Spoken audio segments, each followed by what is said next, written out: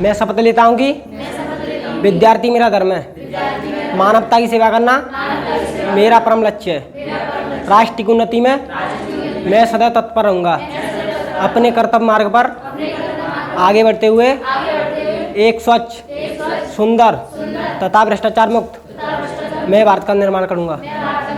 जय हिंद। जीव विज्ञान में हम लोग क्या पढ़ रहे थे? ऑर्गन सिस्टम पढ़ रहे थे।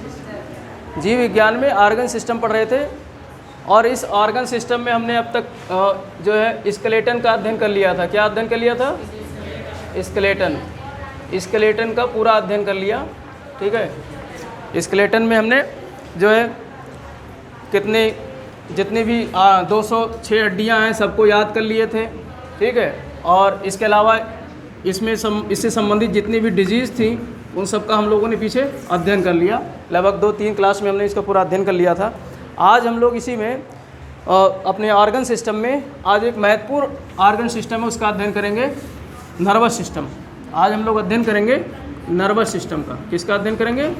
Nervous system. ठीक है, नर्वस सिस्टम इसको कहते हैं तंत्रिका तंत्र। क्या कहते हैं? तंत्रिका तंत्र। तो तंत्रिका तंत्र का अध्ययन करेंगे। ये हमारे शरीर का बहुत महत्वपूर्ण अंग है। शरीर का जो है बहुत ही महत्वपूर्ण अंग है तंत्रिका तंत्र। अगर ये नहीं होता नर्वस सिस्टम तो हम लोग जो है बेजान इंसान बिल्कुल जो है निष्प्राण होते। ठीक है, एकदम बिल्कुल मतलब जान होने के बावजूद भी जो है हम लोग निष्प्राण हुआ करते। लेकिन आज जो सब कुछ सारी जितनी भी घटनाएं घटित होती हैं हमारे शरीर के अंदर बाहर, ये सब हम किससे संबंधित है? ये सब नर्वस सिस्टम से। ठीक है, तो नर्वस सिस्टम हमारे शरीर का एक बहुत महत्वपूर्ण अंग है, ऑर्गन सिस्टम है। ठीक है, तो इसके बारे में अध्ययन करेंगे। और सबसे पहले महत्वपूर्ण चीज़ क्या है कि नर्वस सिस्टम सबसे पहले ये हाइड्रा में जो है इसकी खोज की गई। किसमें? हाइड्रा में। तो यहाँ से भी प्रश्न आता है कि नर्वस सिस्टम की पहचान सबसे पहले कहाँ की गई, या नर्वस सिस्टम का विकास सबसे पहले कहाँ हुआ? हाइड्रा जीव में हुआ। कहाँ पर हुआ? हाइड्रा जीव में हुआ। ठीक है, तो हाइड्रा जीव का आपको ध्यान रखना है। यहाँ से प्रश्न आता है कि जो नर्वस सिस्टम है, तंत्रिका तंत्र है, इसका विकास कहाँ हुआ, किस जीव में हुआ? सबसे पहले हाइड्रा जीव में हुआ।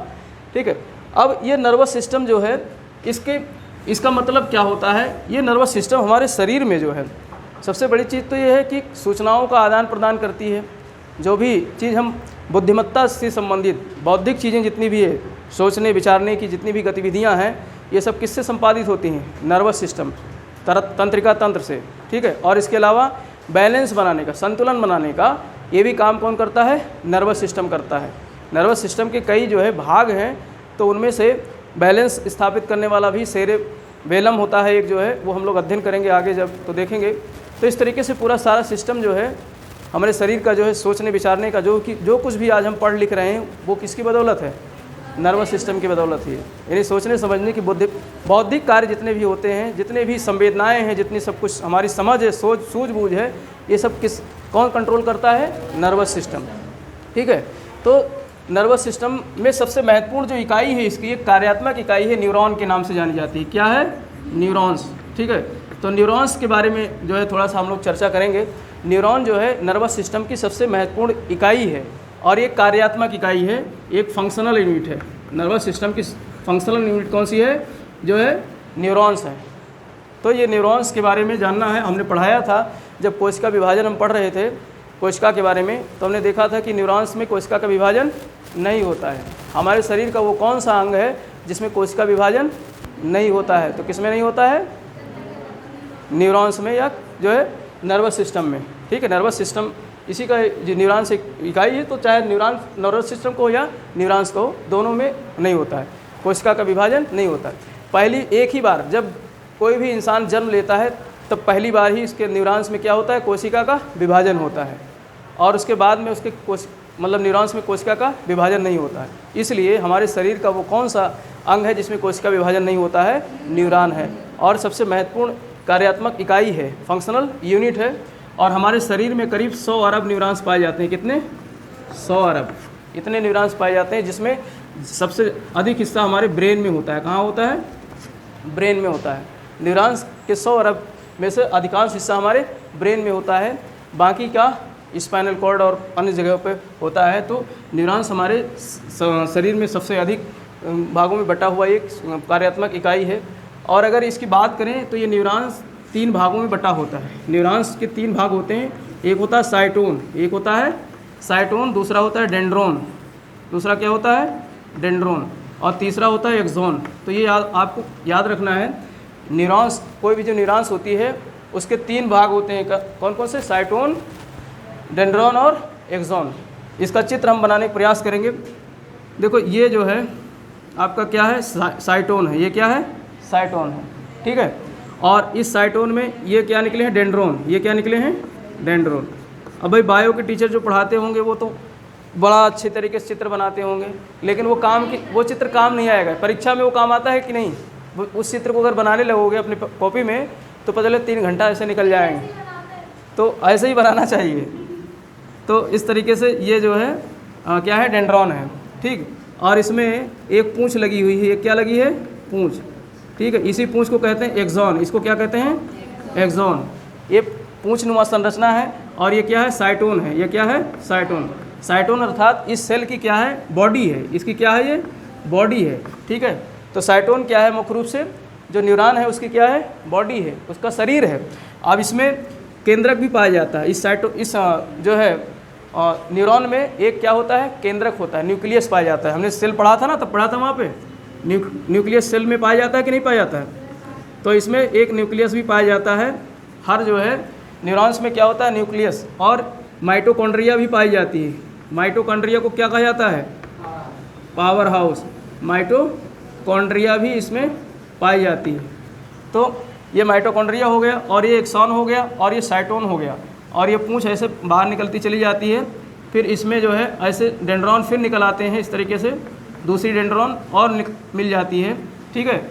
तो ये इसको टर्मिनल बोलते हैं, क्या बोलते हैं, टर्मिनल, सही। तो ये इसका टर्मिनल है। और यहीं से फिर दूसरी न्यूरॉन ऐसे जुड़ जाती है, इसी से एक न्यूरॉन और जुड़ जाती है। तो इस तरीके से सारे न्यूरॉन एक दूसरे से क्या है, जुड़े होते हैं। और हमारे शरीर की सबसे लंबी कोशिका यही होती है, पढ़ाया था मैंने ना। तो न्यूरॉन हमारे शरीर की क्या है, सबसे लंबी कोशिका है। और सबसे बड़ी कोशिका कौन सी है, नहीं, मानव शरीर में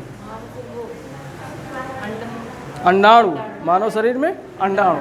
और सबसे छोटा शुक्राणु, स्पर्म, ठीक है। तो इस तरीके से, और सबसे लंबी न्यूरॉन, भूलते मत जाओ, सबसे लंबी क्या है, न्यूरॉन। तो इस तरीके से ये न्यूरॉन जो है इस तरीके से जुड़ी होती है। किससे जुड़ी होती है, डेंड्रॉन से और एक्सॉन से। डेंड्रॉन और एक्सॉन से क्या होती है, जुड़ी होती है। तो प्रश्न यहाँ से भी आता है कि जो न्यूरॉन है वो किससे जुड़ी होती है, डेंड्रॉन और एक्सॉन से, डेंड्रॉन और एक्सॉन से जुड़ी होती है। तो एक न्यूरॉन का चित्र हो गया। इस तरीके से हमारे शरीर में लगभग 100 अरब न्यूरॉन्स हैं। कितने, 100 अरब। कल्पना भी नहीं कर सकते हो, इतनी गिनती भी नहीं कर सकते हो। 100 अरब को कैसे लिखेंगे, 10 की पावर 11, इस ऐसे लिखते ना, 10 की पावर 11 लिखेंगे तब 100 अरब हो जाएगा ये। तो इतना ज़्यादा हमारे अंदर क्या है, न्यूरॉन्स पाए जाते हैं, ठीक है। तो ये इससे संबंधित कुछ महत्वपूर्ण बातें थी जो हमारे शरीर के अंदर जो है नर्वस सिस्टम इसी तरीके से बना हुआ। अगर ये न्यूरॉन्स नहीं होते तो आज जितनी भी हम चीज़ें संपादित करते हैं, मान लो यहाँ पर हमारे चोट लगी या किसी ने घाव कर दिया या कुछ हो गया, तो ये सब सूचनाएं यही सब प्रदान करती हैं, ठीक है। तो इस तरीके से सारे तंत्र मिले हुए हैं। अब नर्वस सिस्टम के बारे में देखेंगे। ये 3 प्रकार के होते हैं। नर्वस सिस्टम कितने प्रकार के होते हैं, 3 प्रकार के होते हैं। नर्वस सिस्टम के 3 प्रकार होते हैं। एक होता है आपका सेंट्रल नर्वस सिस्टम, एक होता है central nervous system. Nervous system को एनएस लिखेंगे, कोई दिक्कत नहीं। और दूसरा होता है पेरीफेरल, दूसरा क्या होता है, पेरीफेरल, हिंदी में लिख देंगे। और तीसरा होता है आपका एएनएस, ऑटोनोमस। तीसरा होता है ऑटोनोमस, ऑटोनोमस नर्वस सिस्टम और पेरीफेरल नर्वस सिस्टम, हिंदी में लिख देते हैं।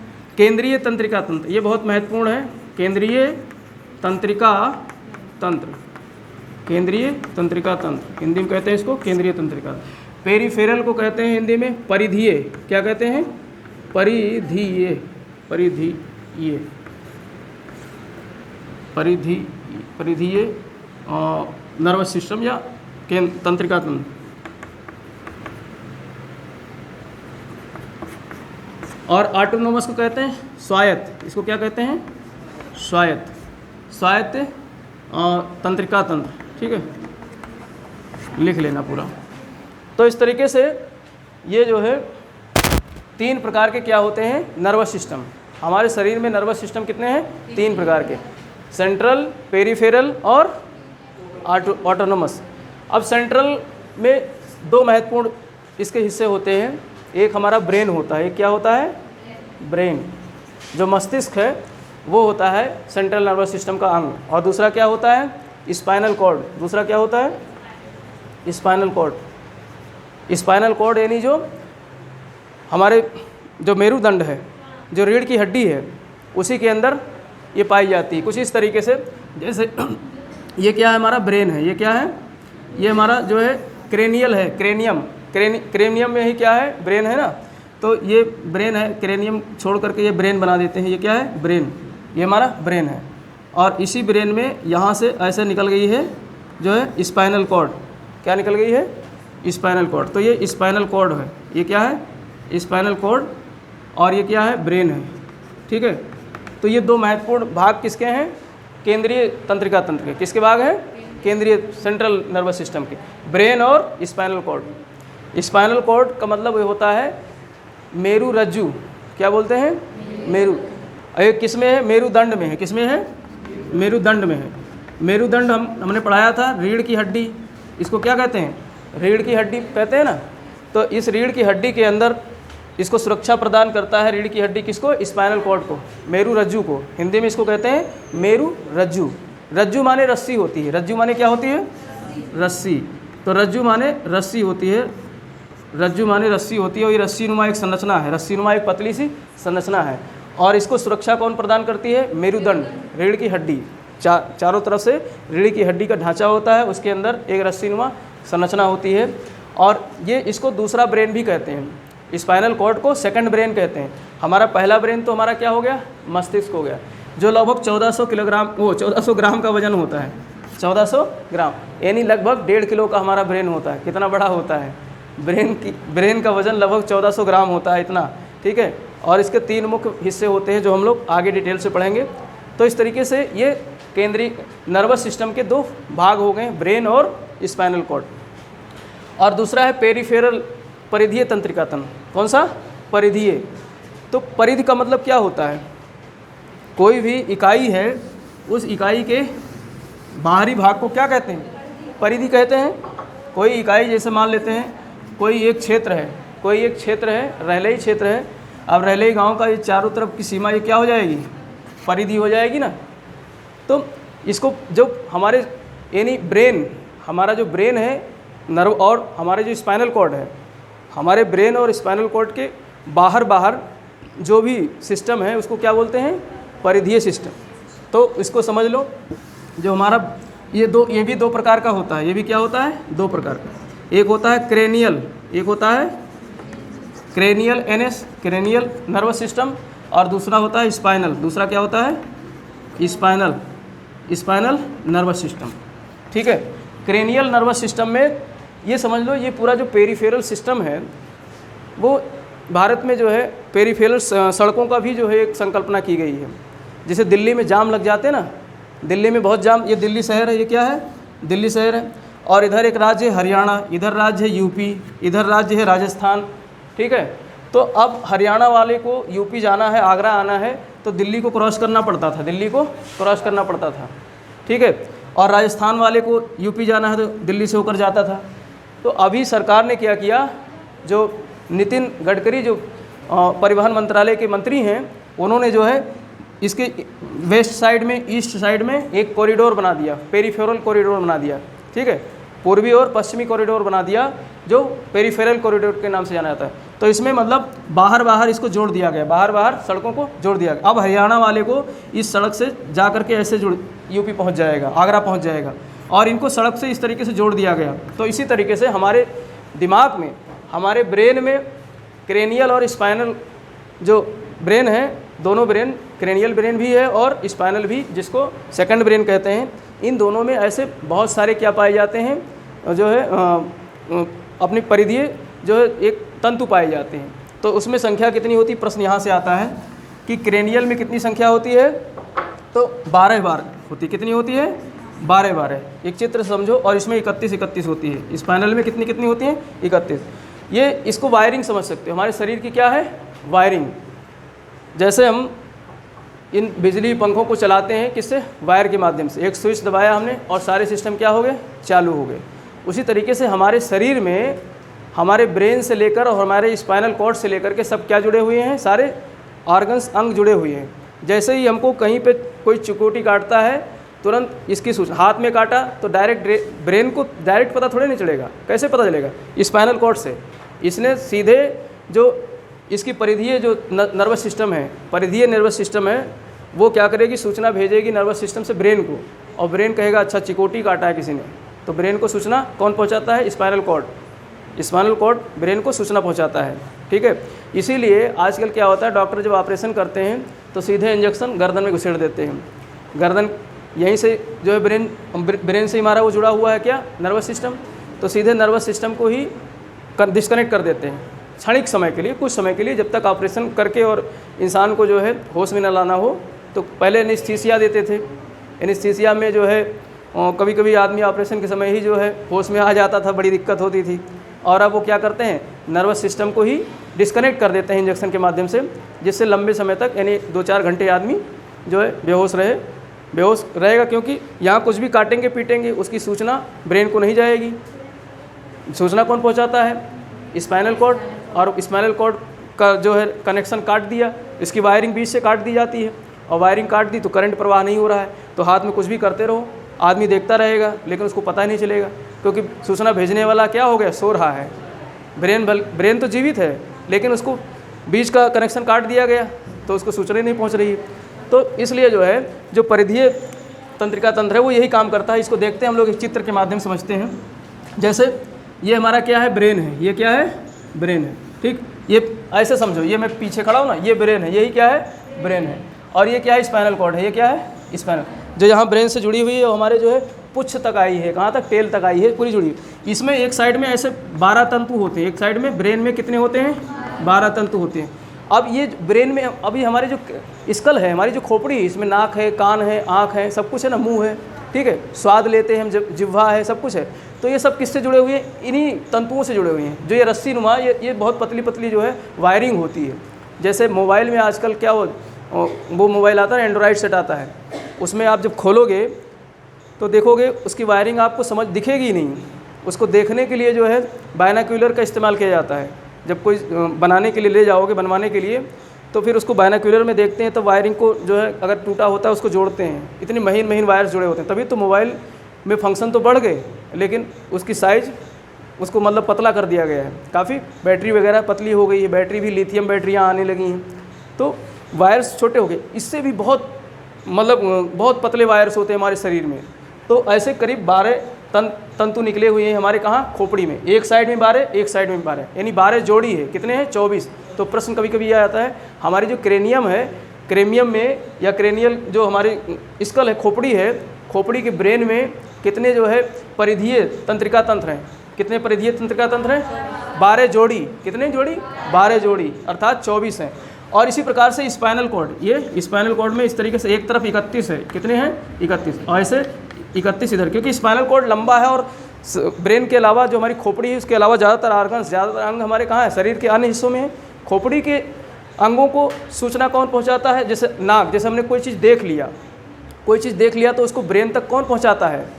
ये परिधीय तंत्रिका तंत्र यही पहुँचाते हैं ना। परिधीय तंत्रिका तंत्र, कोई चीज़ देखा हमने तो इन्होंने तुरंत ब्रेन को पहुँचा दिया और उसने पहचान लिया कि अच्छा वो जो है लड़की है, ये जो है लड़का है, ये दीवार है, ये पंखा है, ये मोबाइल है, ये घड़ी है। इस तरीके से ना हम आँख से देखा। और जो सुनते हैं उस चीज़ को कान के माध्यम से, कान से एक वायर जुड़ा हुआ है, यहाँ से एक वायर गया है कहाँ? कान में। तो जो कुछ हमने सुना वो दिमाग को पहुँच गया। तो इस तरीके से इसको परिधीय तंत्रिका तंत्र बोलते हैं। तो ये सब एक तरीके से वायर्स हैं, हमारे शरीर की वायरिंग की हुई है।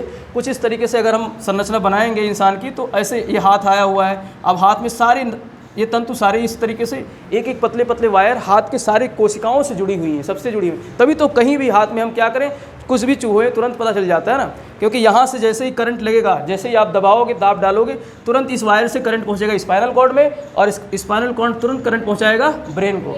तो ब्रेन ये साधने का काम करता है, सूचना का आवाहन करता है, आदान प्रदान करता है हमारे शरीर के अन्य हिस्सों। तो 31 जोड़ी जो है ये है, 31 जोड़ी का मतलब कितने हो गए? 62। तो 62 हमारे परिधीय तंत्रिका तंत्र कहाँ है? स्पाइनल कॉर्ड में है, क्योंकि यहाँ से लेकर इस गर्दन से लेकर के पूरा शरीर पैरों तक सारी जो है स्पाइनल कॉर्ड किसी न किसी माध्यम से जुड़ी हुई है। तो ये 31 वायर निकले हुए हैं। अब इन 31 वायर से सारे शरीर के सारे फंक्शंस क्या हैं? जुड़े हुए हैं, बहुत महीन तार जुड़े हुए हैं। तो इस तरीके से ये यहाँ से करंट प्रवाहित होता है। ठीक, तो इसको परिधीय तंत्रिका तंत्र समझते हैं। हमारे ख्याल से समझ में आ गया होगा। ठीक है, इससे प्रश्न ज़्यादा नहीं आते, बस ये नंबर पूछ लेता है कि क्रेनियल में कितनी परिधीय तंत्रिका तंत्र हैं? 12 जोड़ी। और स्पाइनल में कितनी परिधीय तंत्रिका तंत्र हैं? 31 जोड़ी। ठीक है, और इसके फंक्शन को मैंने समझा दिया है कैसे कार्य करती हैं। जो मुख्य हमारा टॉपिक क्या है? ये सेंट्रल नर्वस सिस्टम है। इसका बहुत गहराई से अध्ययन करना है, क्योंकि यहाँ से प्रश्न ज़्यादा आते हैं। और एक है ऑटोनोमस। ये क्या है? ऑटोनोमस, स्वायत्त तंत्रिका तंत्र। अब यहाँ पर स्वायत्त का मतलब ये होता है कि कभी कभी कुछ घटनाएं हमारे शरीर में ऐसी हो जाती हैं जिसकी हम कल्पना नहीं करते हैं। हमने बताया ना कि स्पाइनल कॉर्ड हमारा सेकेंड ब्रेन है, और कभी कभी हम किसी बहुत जो है विचित्र सोच में डूब जाते हैं, तो दिमाग हमारा व्यस्त हो जाता है। कहीं पर सैड हो गए तो सोच रहे हैं, खुशी हो गए तो ज़्यादा खुशहाली में ब्रेन एक ही जगह केंद्रित हो जाता है। या कोई पढ़ने वाला पढ़ाकू बैठा है और एकदम से मेज कुर्सी बैठ करके पढ़ रहा है, ठीक है, तो ब्रेन उसका कहाँ कंसंट्रेट है? पढ़ाई पे। फिर अब दिमाग तो वहाँ लगा हुआ है। अब दिमाग ने मतलब एक जगह कंसंट्रेट कर रखा है, और दिमाग कंसंट्रेट कर रखा है, लेकिन उसने कहा भैया देखो ऐसा शरीर हमारा बाकी का हिस्सा है, शरीर में कुछ भी होता है तो संभालना किसको? स्पाइनल कॉर्ड को। उसने कहा तुम्हें इंचार्ज बना देता हूँ। ब्रेन ने कहा स्पाइनल कॉर्ड को तुमको क्या बना देता हूँ? इंचार्ज, क्योंकि बंदा पढ़ रहा है, मेरा कंसंट्रेशन उधर है। बंदा पढ़ रहा है तो मेरा कंसंट्रेशन उधर है, और इंचार्ज किसको बना दिया है? Spinal cord. अब इसको स्पाइनल कॉर्ड के पास तो 31 तंत्रिकाएँ हैं, 31 जोड़ी हैं। क्या है मतलब? नर्वस वो पेरीफेरल नर्वस सिस्टम है, और सब जुड़ी हुई हैं।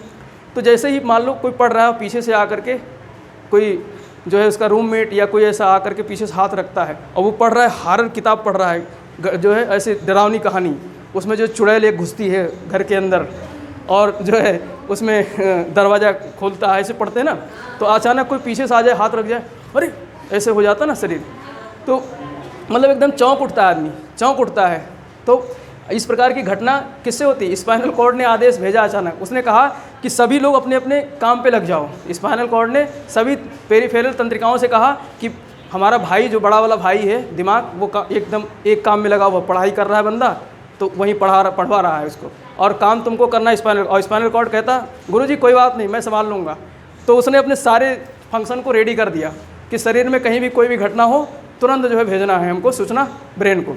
अब जैसे ही किसने हाथ रखा तो सारे उसके तंत्र सारे एकदम से एक्टिव हो जाते हैं, सारे एकदम से एक्टिव हो जाएंगे, और एक्टिव होकर के एकदम से आपको चौंका देंगे। तो चौंकने वाली घटना कौन कराता है? ये ऑटोनोमस नर्वस सिस्टम। मतलब यहाँ पर अचानक घौंच पोंछ हो जाता है, घौंच पोंछ, सारे नर्वस सिस्टम के सारे तंत्र अचानक काम करने लगते हैं। तो घौंच पोंछ होने की वजह से समझ नहीं पाता है आदमी कि क्या हो गया। तो इसको, इस ऑटोनोमस नर्वस सिस्टम को भी दो भागों में बांटा गया है। एक है आपका अनुकंपीय, और इसको कहा गया परा अनुकंपीय। क्या कहा गया है? परा अनुकंपी। ठीक है, अनुकंपी और परा अनुकंपी। तो ऑटोनोमस नर्वस सिस्टम होता है अनुकंपी। जैसे ही मान लो, जैसे ही हमने क्या किया, जैसे हमारे सामने क्या आ गया? एक सांप आ गया। जैसे हमारे सामने एक सांप आ गया, अब हम मतलब दिमाग तो हमारा कहीं है, मैं तो क्लास में पढ़ा रहा हूँ, तो पढ़ाने में हमारा ब्रेन व्यस्त है, और बाकी के शरीर के बाकी के सिस्टम को कौन संभाल रहा है? स्पाइनल कॉर्ड संभाल रहा है। ठीक है, क्योंकि वो भी तो ब्रेन का काम है, वो छोटा भाई है ना अपन का, ब्रेन का छोटा भाई है। तो हमारा कंसंट्रेशन तो पढ़ाई कराने में, और क्लास के अंदर से इधर से काला नाग घुसता चला आ रहा है, एकदम से पूरा एकदम सारे हमारे स्पाइनल कॉर्ड क्या हो जाएंगे? डर जाएंगे, मतलब वो जो है एकदम से अलर्ट हो जाएगा, और सूचना एकदम से करंट भेजेगा दिमाग को। तो दिमाग एकदम से चौंक, एकदम जागेगा ना, इधर से हटेगा, अपना कंसंट्रेशन हटाएगा तो एकदम से जागेगा। तो हमारे शरीर के अंदर जो है एक जो प्रतिक्रिया होगी चौंकने की, तो उसमें क्या होगी? शरीर के रोंगटे खड़े हो जाएंगे। ठीक है, एकदम से हमारा थूक सूख जाएगा, मुंह सूख जाएगा ना, थूक एकदम बिल्कुल लील जाएंगे, मुंह गिग्गी बंध जाएगी, मुंह से आवाज़ ही नहीं निकलेगी।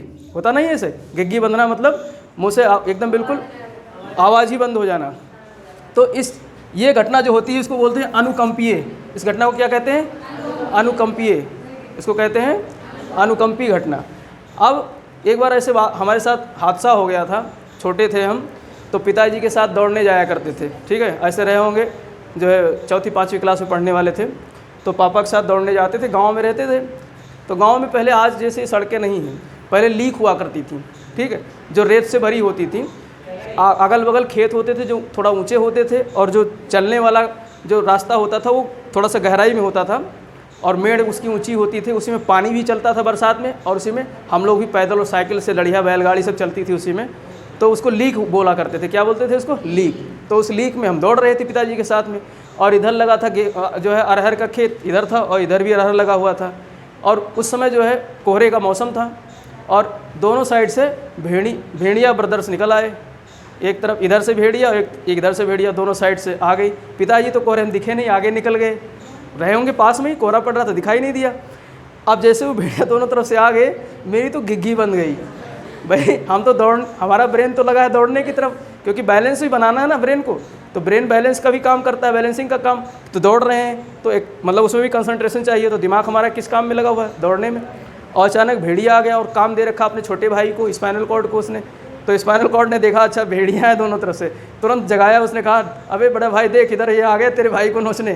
तो तुरंत झटका मारा, हमारे दिमाग जो मतलब तुरंत हमारी घिघी बन गई, आवाज़ खत्म, पिताजी को आवाज़ भी नहीं दे सकते थे, कहाँ, ठीक है, रोंगटे खड़े हो गए, ठीक, थूक सूख गया, सारी घटनाएं घटित हो गई, बस खाली जो है सुसु नहीं हुई थी, ठीक। ये भी हो जाता है डर के मारे, ये घटनाएं भी हो जाती हैं, होती है ना।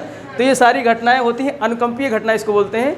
अनुकंपीय जो है तंत्रिका तंत्र के सहायता से होती है।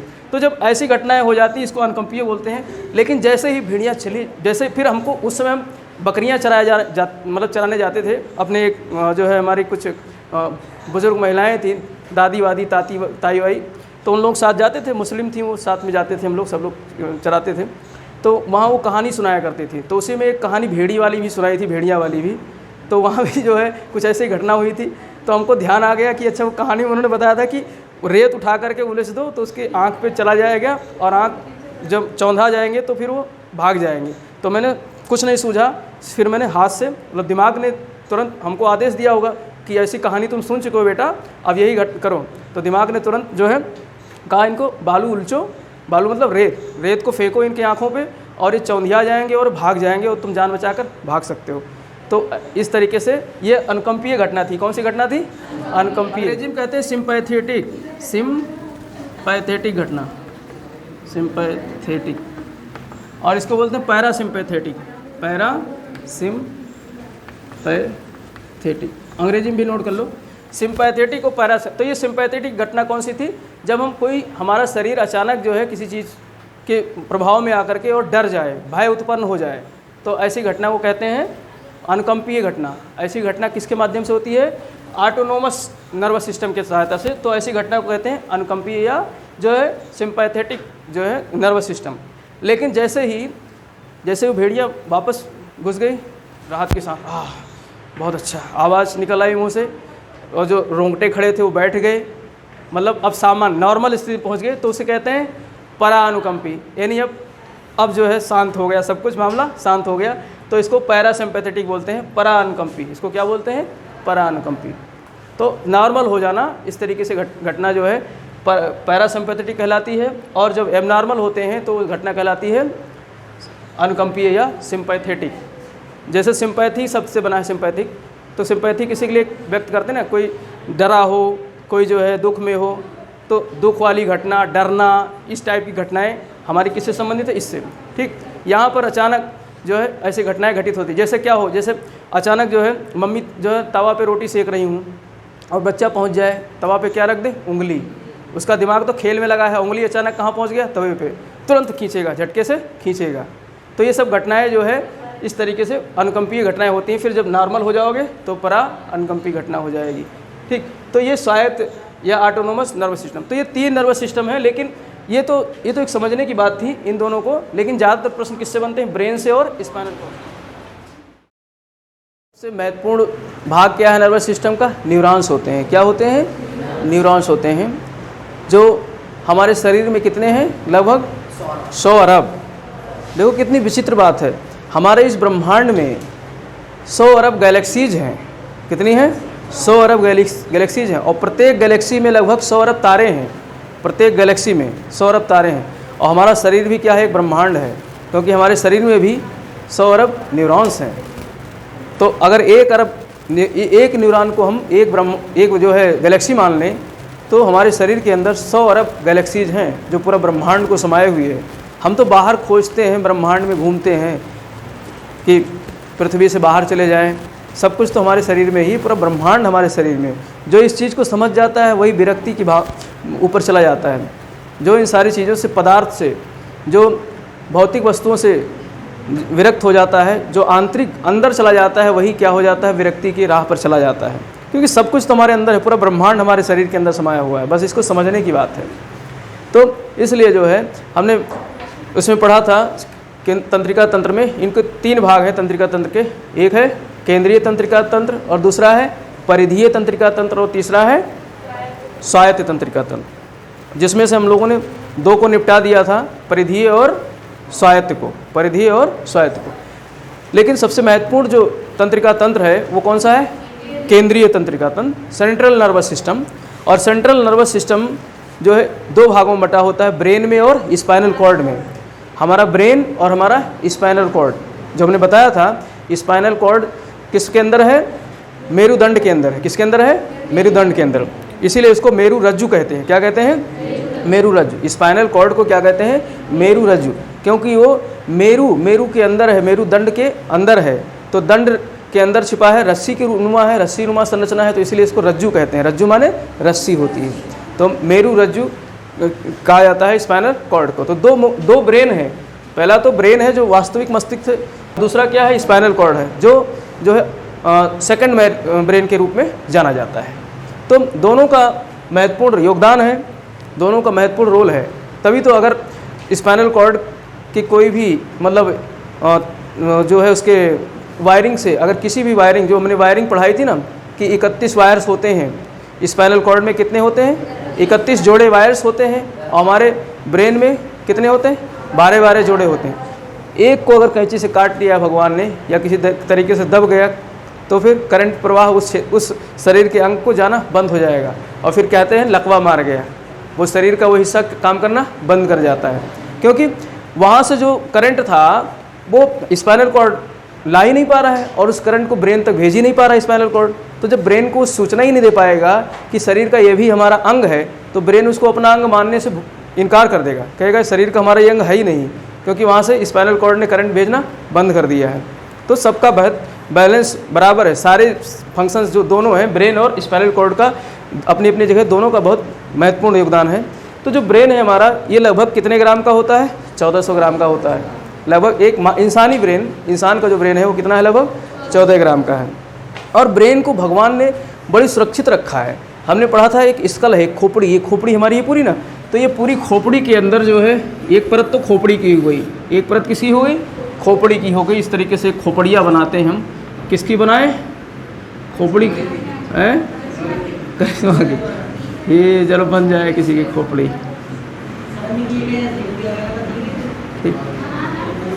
ये से बन गई खोपड़ी से, ये बन गई खोपड़ी से। नाक थोड़ा ज़्यादा पतली हो गई है, किसी राक्षसनी की खोपड़ी है, ठीक, चलो समझ लो, राक्षसनी की खोपड़ी, ठीक। अब ये क्या है, ये तो स्कल हो गई, ये क्या है, खोपड़ी है, ये क्या है, स्कल है जो खोपड़ी है।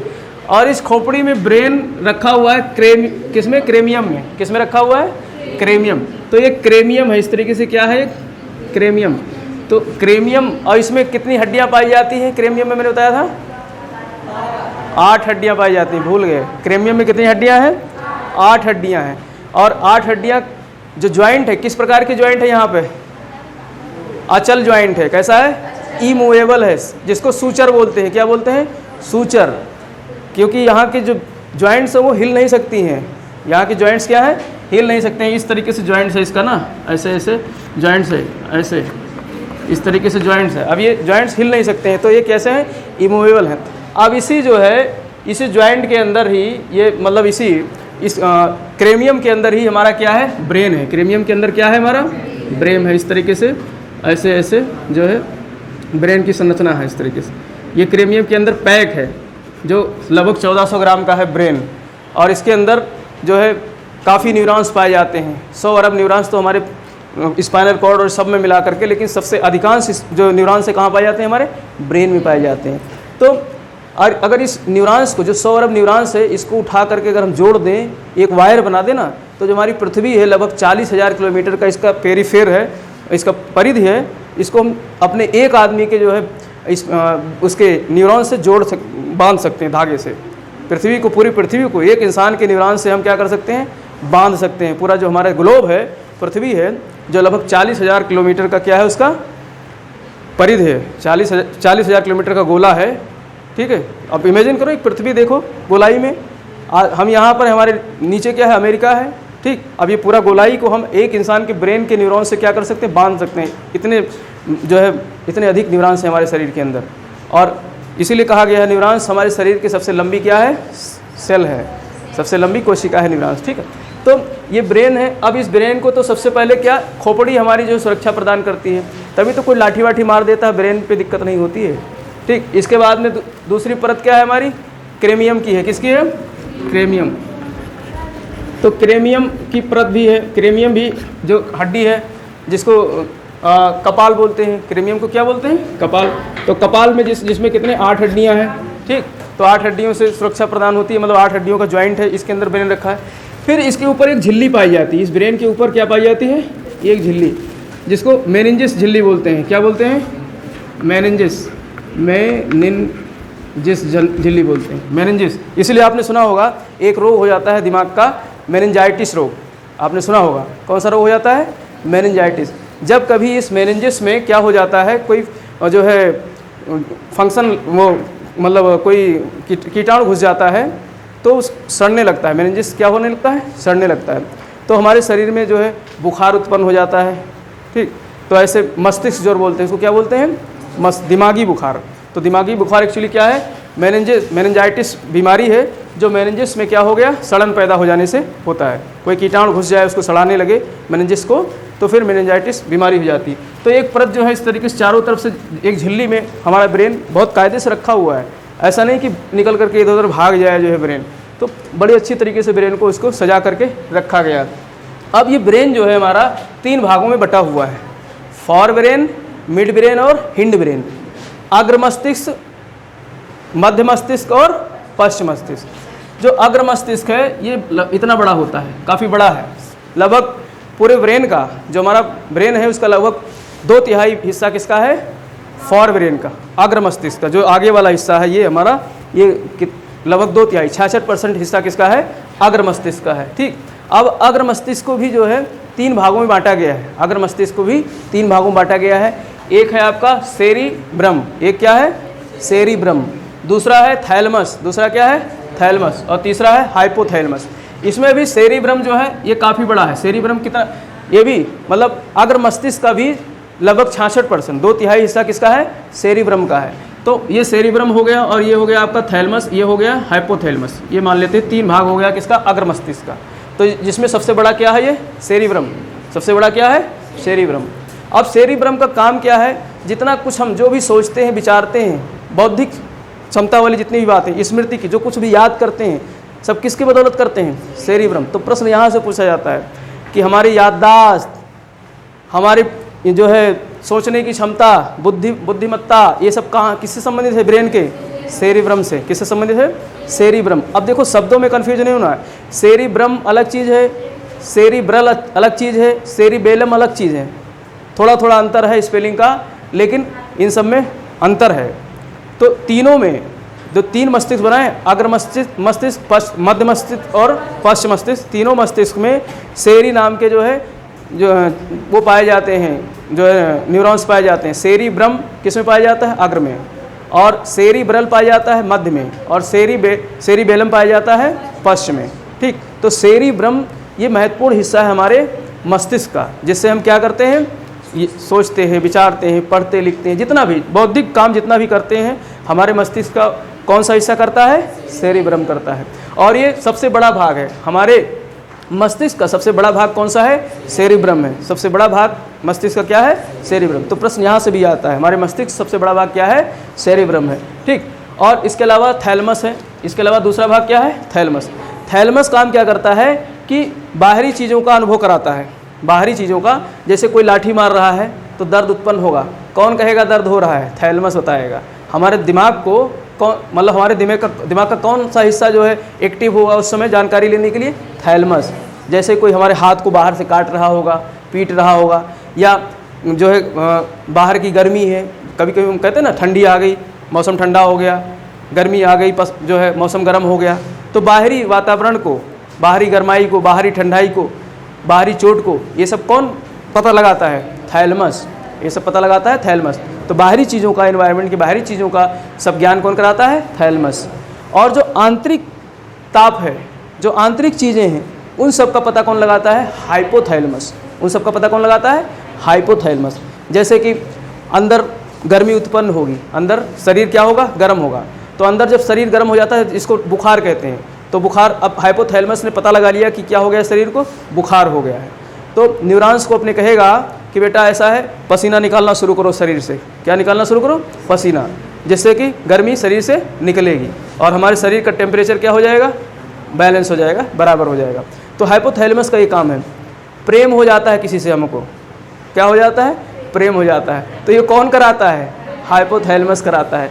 तो सर होता कुछ नहीं है, ये सब जो है खाली रचा हुआ इंसानों का माया है, लेकिन दिमाग ये सारा काम कराता है हमारा, हाइपोथैलेमस कराता है। तो अगर सेरिब्रम जब तक मतलब बुद्धिमत्ता की काम कर रहा है, सब पर हावी है, तो फिर हाइपोथैलेमस भी जो है एक किनारे बैठा रहेगा। लेकिन जब किसी से गुस्सा, देखो कभी कभी गुस्सा आता है तो ये सारे फंक्शन बंद हो जाते हैं, हमको बाहर का वातावरण भी नहीं पता चलेगा। पता चला ठंडी विकट है और गुस्सा आया, लेके लाठी जो है निकल गए ठंडी में, जो है बिना उसमें कपड़े में, कच्ची में ही निकल गए लेके लाठी किसी को मारने, गर्मी नहीं लगेगी, वो ठंडी नहीं लगेगी। तो ये जो हाइपोथैलेमस है, ये इसने क्या चीज़ एक्टिव कर दिया? गुस्से को एक्टिव कर दिया।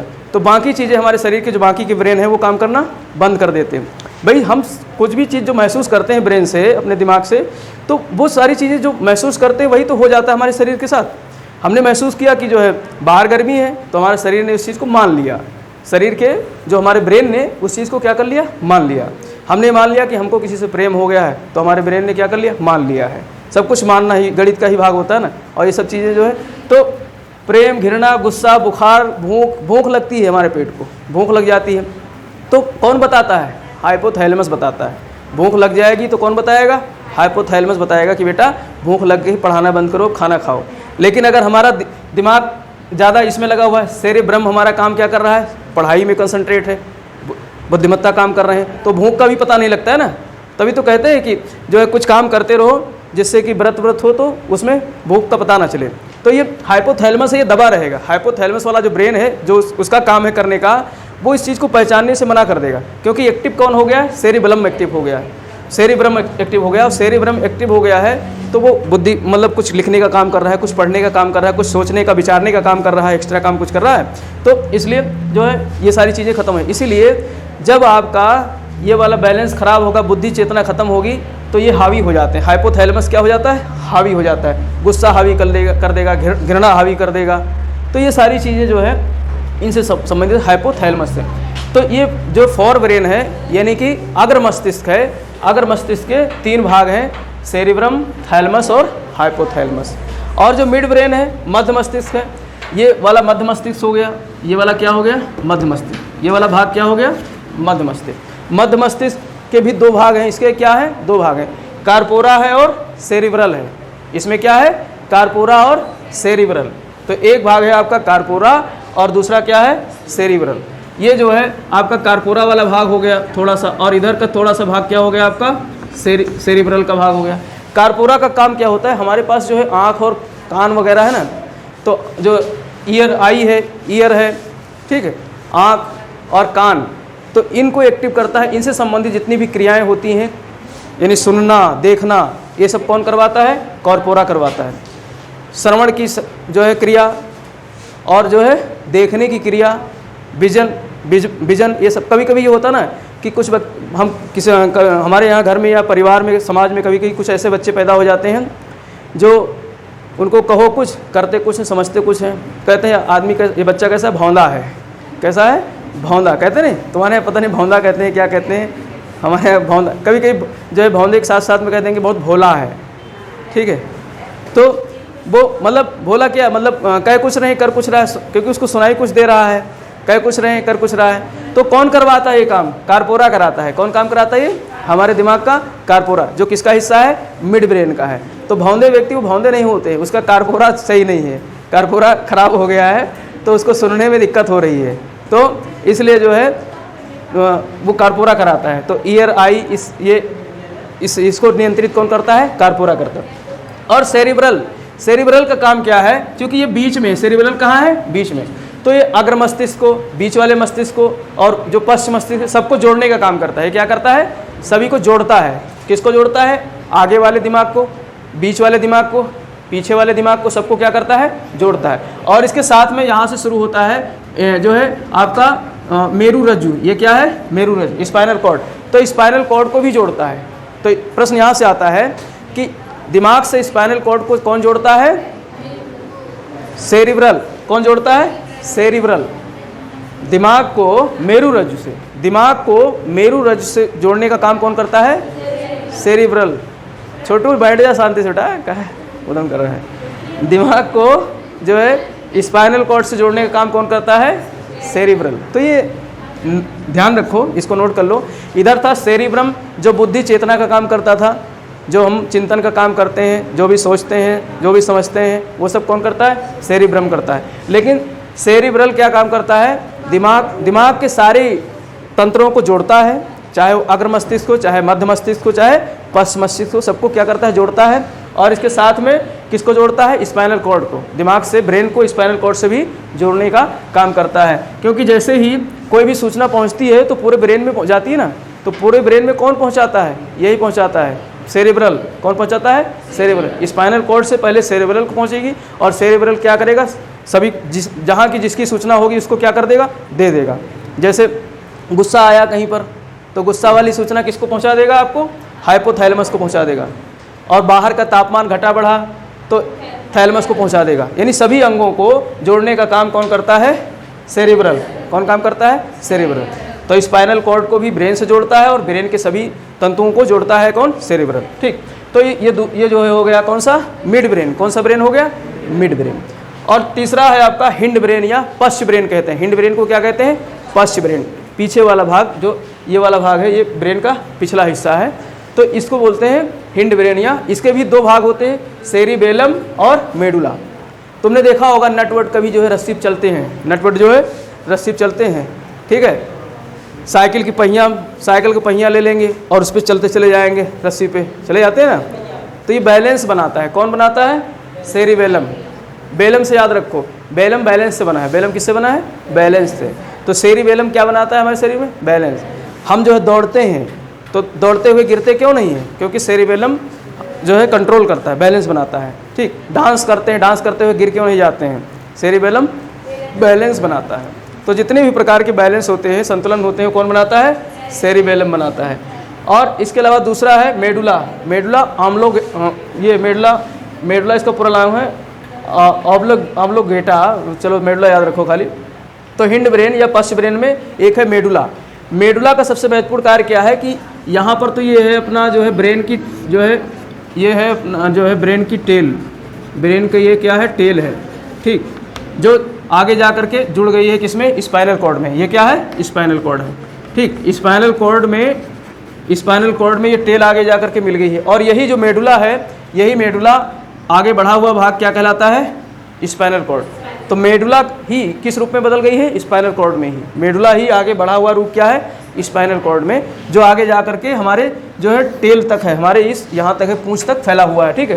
तो यहाँ तक ये पूरी, अब इनमें 31 जो है इस तरीके से क्या निकली हुई हैं? तंतुएँ निकली हुई हैं, जो पेरिफेरल नर्वस सिस्टम के नाम से जानी जाती हैं। तो ये काम क्या करता है? मेडुला का काम क्या होता है? हमारे ब्रेन का जो ये भाग है मेडुला, ठीक है, इसमें ये सेरिबेलम हो गया और ये क्या हो गया? मेडुला। मेडुला का काम क्या होता है? अनैच्छिक क्रियाओं को नियंत्रित करता है। हमारे शरीर में कुछ ऐसी क्रियाएं हैं अनैच्छिक। हमारे शरीर में दो प्रकार की क्रियाएं होती, ऐच्छिक क्रियाएं और अनैच्छिक क्रियाएं। जैसे हाथ को मोड़ रहे हैं, हाथ को क्या कर रहे हैं? मोड़ रहे हैं। हम उछल रहे हैं, ये सब क्या होगी? ऐच्छिक क्रियाएं।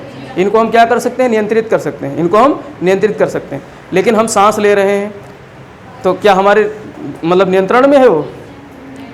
नहीं है। उसके लिए भी आपको प्रयास करना पड़ेगा, नियंत्रित करने के लिए जो है क्या करना पड़ेगा, योग साधना करनी पड़ेगी। कुछ समय तक आप अपने श्वास को रोक सकते हो, लेकिन परमानेंट अगर रोक दिए तो फिर ऊपर चले जाओगे, परमानेंट रोक दोगे तो ऊपर चले जाओगे।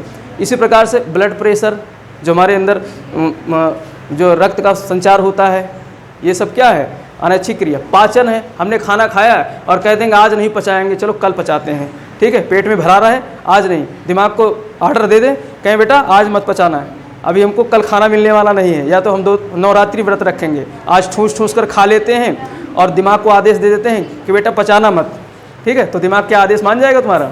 नहीं मानेगा।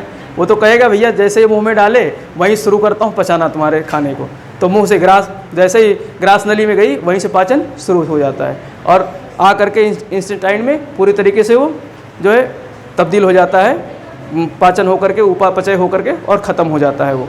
तो इस तरीके से जो है ये सब कैसी क्रियाएं हैं? अनैच्छिक क्रियाएं। तो अनैच्छिक क्रियाओं को नियंत्रित कौन करता है? मेडुला करता है। कौन करता है? मेडुला करता है। तो अनैच्छिक क्रियाओं को शरीर के नियंत्रित करता है मेडुला। और इसके अलावा जो है यही इसी का आगे बढ़ा हुआ भाग क्या है? Spinal cord. तो प्रश्न यहाँ से आएगा कि स्पाइनल कॉर्ड डायरेक्ट किससे लिंक जुड़ा हुआ है? मेडुला से। किससे जुड़ा हुआ है? मेडुला से, क्योंकि मेडुला का ही आगे बढ़ा हुआ भाग क्या कहलाता है? स्पाइनल कॉर्ड कहलाता है। तो ये हमने जो है क्या देखे? तीनों प्रकार के जो है ब्रेन देखे हमारे दिमाग का, तीनों। लेकिन यहाँ पर जो साइकोवैज्ञानिक है, साइकोलॉजिस्ट हैं, जिसको कहते हैं मनोवैज्ञानिक, वो ब्रेन के जो है 2-3 हिस्से अलग अलग दूसरे तरीके से मानते हैं कि हमारा दिमाग एक चेतन है, एक क्या है? चेतन है, दूसरा अवचेतन है और तीसरा अचेतन है। एक चेतन है जो हम जागते हुए जो कर रहे हैं, सोच रहे हैं, सब क्या है? चेतन ब्रेन करता है। ये सब कौन करता है? चेतन। जो हम जागते हुए कर रहे हैं, लिख रहे हैं, पढ़ रहे हैं, किसी को गाली बक रहे हैं, कुछ भी कर रहे हैं, ये सब क्या कर रहे हैं? चेतन। गुस्सा कर रहे हैं, प्रेम कर रहे हैं, सब कुछ कर रहे हैं, क्या कौन दिमाग कराता है? चेतन। और अवचेतन जब हम सो जाते हैं, सोने के बाद में, या फिर जो है जो एकदम छिपा हुआ है, इस तरीके से समझ सकते हो, ये हमारा जो है एक ब्रेन है जिसमें ये वाला हिस्सा क्या है? चेतन है, और ये वाला हिस्सा क्या है? अवचेतन है। ये वाला हिस्सा क्या है? अचेतन है। तो इस तरीके से ये चेतन वाला हिस्सा थोड़ा सा है हमारे ब्रेन का, लेकिन अधिकांश हिस्सा क्या है? अवचेतन है। अधिकांश हिस्सा क्या है? अवचेतन है। सब कॉन्शियस माइंड, अंग्रेजी में कहते हैं इसको कॉन्शियस माइंड, सब कॉन्शियस माइंड और इनकॉन्शियस माइंड, अनकॉन्शियस या अनकॉन्शियस माइंड। तो ये अचेतन है, ठीक, अवचेतन। इसीलिए कहा जाता है कि जो कुछ भी आप पूरा करना चाहते हो, जो भी सपने आप देख रहे हो, वो सब कहाँ भेज दो? अवचेतन मन को भेज दो। कहाँ भेज दो? क्योंकि अवचेतन मन जो है सरलता से सब कुछ एक्सेप्ट कर लेता है। अवचेतन मन ये कहता है कि जो है यही सच्चाई है, जो उसको बता दोगे वो उसको सच्चा मान लेता है। तो अवचेतन मन में इसीलिए कहा जाता है कि आप सपने बड़े देखो। क्यों? बहुत जो सक्सेस लोग हैं क्यों कहते हैं बड़े सपने देखो, छोटे क्यों नहीं देखो? क्योंकि जो आप करते, मतलब आप जिस चीज़ की प्रैक्टिस करोगे करने की, अगर उसे 21 दिन तक कर लेते हो, लगातार 3 सप्ताह प्रैक्टिस कर लेते हो, तो वो हमारे अवचेतन मन में चला जाता है। कहाँ चला जाता है? अवचेतन मन में। फिर अवचेतन मन किसी न किसी तरीके से उस कार्य को आपसे करवाएगा। अवचेतन मन किसी न किसी तरीके से उस कार्य को आपकी चेतना को भेजेगा कि आपने जो है इस चीज़ को करने का ठाना था, और अब जो है हम ये करते। कभी कभी तुमने देखा होगा कि हम किसी को याद करते हैं और अचानक हमारे घर में फ़ोन की घंटी बज जाती है। जिसको याद कर रहे हो वो फ़ोन की घंटी बज जाती है, तो हमने उसको अवचेतन मन से याद किया। कैसे याद किया है? अवचेतन मन से। और अवचेतन मन ने ऐसे ही परिस्थितियाँ क्रिएट कर दी कि फ़ोन आना ही था, तरंगे वहाँ तक भेज दिया और उसने घंटी बजा दी। तो हमारे ब्रेन का ये बड़ा ही मतलब अद्भुत नियम है, बड़ा अद्भुत रूल है इस तरीके से। इसलिए हमेशा कहा जाता है सपने बड़े देखो, और जागते हुए सपने बड़े देखो, फिर उसको अवचेतन मन में भेजो, और अवचेतन मन में जब जाएगा तो आपसे वो कार्य कराने के लिए कोई ना कोई परिस्थितियाँ क्रिएट कर देगा। भाई उसको जो दिखाओगे। ऐसे ही घटना थी, एक किसान था, सच्ची घटना है, वो अपने बैल को लेकर के खेतों में जो है जुताई कर रहा था, और उसके खेत में एक बबूल का पेड़ लगा हुआ था। बबूल के पेड़ में कांटे होते हैं, तो जुताई करते करते जो है उसके ऊपर एक सांप लटक रहा था। ऊपर देखा नहीं और सांप ने उसके खुपड़िया में डस लिया।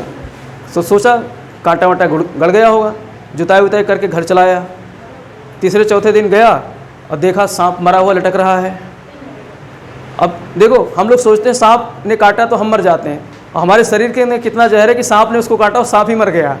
तो सांप मर करके लटका रहा। और जब तीसरे चौथे दिन वो जुताई करने गया खेत में या कुछ काम से गया, देखा अरे तो साला इसी ने खाया था मेरे को। उसके अवचेतन मन ने इस चीज़ की सच्चाई मान ली कि सांप ने ही काटा था और हम अभी तक जिंदा हैं, तो हमारे अंदर जहर फैल गया है। और ये चीज़ सोचते ही वो आदमी फटाक से वहीं मर गया। तो अवचेतन मन को हमने क्या आदेश दे दिया कि हमें सांप ने खाया था और हमारे शरीर में ब्लड में जो है जहर घुल गया था।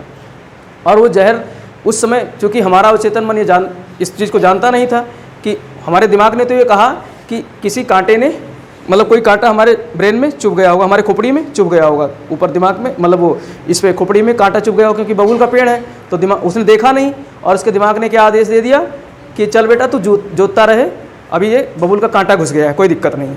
तो उसके ब्रेन ने इस चीज़ को मान लिया, अवचेतन मन ने इस चीज़ को मान लिया, क्योंकि जो हम अवचेतन मन को दिखाएंगे वही तो देखेगा वो। तो उसको ये मान लिया, तो शरीर में जहर नहीं फैलने पाया, शरीर में जहर नहीं फैला। लेकिन जब तीसरे चौथे दिन जा करके दोबारा उस सांप को मरा हुआ देखा, लटकता हुआ, कहा अरे बाबा ये तो सांप ने खाया था मेरे को।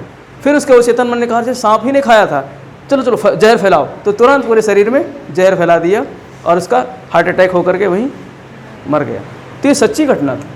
तो ऐसे ऐसी घटनाएं होती हैं अवचेतन मन की। तो अवचेतन मन अगर इस तरीके की घटनाएं घटित कर सकता है, तो हम अच्छी अच्छी चीज़ें क्यों नहीं इसको दिमाग में घुसेड़ें, अच्छी चीज़ें का बीजारोपण करें अवचेतन मन में, तो घटनाएं अच्छी घटित होंगी।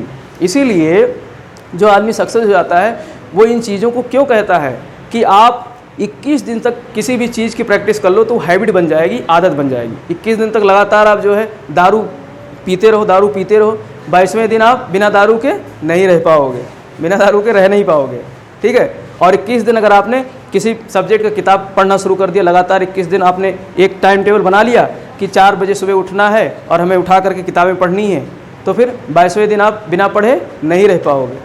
3 दिन छुट्टी थी, हम पढ़ाने नहीं पाए, हमको नींद नहीं आती थी, क्योंकि हमने अवचेतन मन को ये दे रखा है कि बिना पढ़ाए खाना पचेगा नहीं, बिना पढ़ाए मज़ा नहीं आएगा। तो अवचेतन मन उस चीज़ को मानता है। तो अच्छाई का बीजारोपण शरीर दिमाग में करो तो सफलता मिलती है। तो इस तरीके से ये जो है ब्रेन के 3 भाग जो है मनोवैज्ञानिक भी मानते हैं। एक होता है आपका कॉन्शियस माइंड जो चेतन मन है, जो हम जागते हुए देख रहे हैं, कर रहे हैं, चेतन हो गया। और सबसे बड़ा हिस्सा क्या है? अवचेतन मन का है।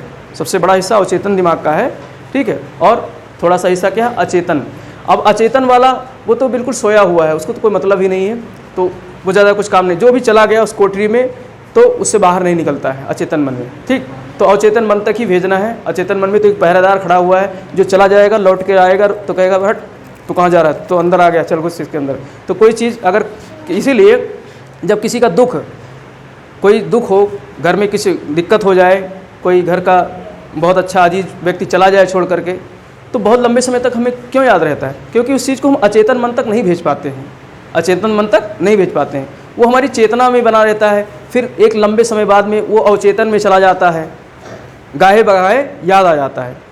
लेकिन जब तक जिंदा रहते हैं वो याद रहता है, क्योंकि वो भावनाएं हमारे अचेतन मन में नहीं जा पाती हैं। अगर अचेतन मन में चली जाएंगी तो हम उस चीज़ को भूल जाएंगे, ख़त्म हो जाएगी वो लाइफ में हमारे। तो ये चीज़ होती है हमारे। तो इस तरीके से ये ब्रेन के 3 हिस्से थे। और जो दूसरा ब्रेन है स्पाइनल कॉर्ड, जिसको सेकंड ब्रेन कहते हैं या छोटा ब्रेन कहते हैं, ये क्या है? इसी का भाई है जो जुड़ा हुआ है। इसका काम क्या होता है? ये प्रतिवर्ती क्रियाएं करता है। क्या करता है? प्रतिवर्ती। इसमें क्या होता है? इसी के अंदर एक पाइप होती है, एक जो है कैनाल होता है, ठीक है, सेंट्रल कैनाल के नाम से जाना जाता है। अब देखो सेंट्रल कैनाल में एक द्रव बहता है, ठीक है, एक द्रव जाता है इसी में, और यहाँ से इस तरीके से कैनाल होता है, सेंट्रल कैनाल होता है इसी स्पाइनल कॉर्ड के अंदर, ठीक। और वही क्या काम करता है? प्रतिवर्ती क्रियाएं करता है, रिफ्लेक्स एक्शन करता है। कौन सा एक्शन करता है? Reflex action. मैंने कल उदाहरण देके भी बताया था कि कभी कभी क्या होता है कि हमारा ब्रेन किसी एक काम में लगा हुआ है, कोई एक काम ब्रेन को कर रहा है, जैसे हम पढ़ रहे हैं, ठीक है, और अचानक पीछे से आकर किसी ने हाथ रख दिया, तो हमारा ब्रेन तो पढ़ने में लगा हुआ है, और ब्रेन ने कह दिया अपने छोटे भैया को, स्पाइनल कॉर्ड को, कि बेटा हम तो बिजी हैं और तुम क्या करो, अपने सारे जो है तंतुओं को सावधान कर दो और वो काम करते हैं। वो कहेगा बेटा तैयार रहना, हमला होने वाला है, हमारा भैया पढ़ रहा है, ब्रेन हमारा पढ़ाई में लगा हुआ है, और सारे जितने भी नर्व सिस्टम हैं सबको रेडी कर दो, जैसे ही कोई हमला हो तुरंत जो है भैया को बताना है। पीछे से किसी ने हाथ रखा, उसको लगा किसी ने हमला कर दिया है, और झटके से बताएगा ब्रेन को, अरे कोई आ गया है। तो ब्रेन वापस कहेगा अरे नहीं नहीं नहीं, तुम्हारा ही मिलने वाला था जिसने हाथ रखा है, कोई दिक्कत नहीं। तो ऐसी कौन सी एक क्रिया होती है? प्रतिवर्ती क्रिया, रिफ्लेक्शन एक्शन। कौन सी एक्शन? Reflex action. तो रिफ्लेक्स एक्शन जैसे मतलब गर्म तवे पे हाथ पड़ जाए तो तुरंत हम हटा लेते हैं कि नहीं? तुरंत हटा लेते हैं, रिफ्लेक्स एक्शन। जैसे नाक में कुछ घुस जाए, सो रहे हैं, कोई सो रहा है, उसके नाक में जो है पेंसिल डाल दो तो एकदम चौंक जाएगा, तो ये क्या है? Reflex action. तो ये सब कौन करा रहा है? Spinal cord. ये सारी सूचनाएं कौन भेज रहा है? Spinal cord. ठीक है, तो इस टाइप की घटनाएं जो होती हैं वो सब कौन कराती हैं? Spinal cord. रिफ्लेक्स एक्शन ये सब कराती हैं, रिफ्लेक्स एक्शन। तो इस तरीके से ये हमारे पूरे जो है ब्रेन का क्या हो गया? डीएनए हो गया। पूरा ब्रेन समझ में आया कि नहीं आया? ब्रेन के कितने भाग हैं? 3 भाग हैं। ठीक है, कौन कौन से? फोर ब्रेन, मिड ब्रेन और हिंड ब्रेन। और सबसे ब्रेन जो हमारा नर्वस सिस्टम है उसका सबसे महत्वपूर्ण हिस्सा कौन सा है? CNS, central nervous system. Central nervous system. Central nervous system में 90% रोल किसका होता है? ब्रेन का। 10% रोल किसका होता है? स्पाइनल कॉर्ड का। 10% रोल किसका होता है? Spinal cord. तो कभी कभी प्रश्न ये आ जाता है कि हमारे पूरे शरीर को, हमारी पूरी चेतना को नियंत्रित करने वाला कौन है? तो उसमें दे देगा ब्रेन, उसमें दे देगा स्पाइनल कॉर्ड, उसमें दे देगा CNS, सेंट्रल नर्वस सिस्टम, फिर दे देगा उपर्युक्त तीनों। तो आप जैसे ही दिमाग में आएगा वैसे ही जो है आप पहले कहाँ लगा दोगे? ब्रेन को लगा दोगे। लेकिन CNS दिया है तो CNS में लगाओगे। उपर्युक्त तीनों तो खैर नहीं देगा, क्योंकि CNS का क्या है? दोनों CNS के ही भाग हैं। तो अगर खाली इस तरीके से दिया, CNS नहीं दिया है, ब्रेन दिया है, स्पाइनल कॉर्ड दिया है और इनमें से कोई नहीं दिया है, तो आप फिर ब्रेन को लगाओगे। ब्रेन 90% काम करता है नियंत्रण का, 10%। लेकिन अगर CNS दिया है, सेंट्रल नर्वस सिस्टम दिया है, तो सेंट्रल नर्वस सिस्टम के दोनों भाग हैं। कौन कौन से? ब्रेन और स्पाइनल कॉर्ड। ठीक, तो इस तरीके से जो है ऐसे प्रश्न यहाँ से बनते हैं। तो ये सारे प्रश्न आप सॉल्व कर सकते हो। ठीक।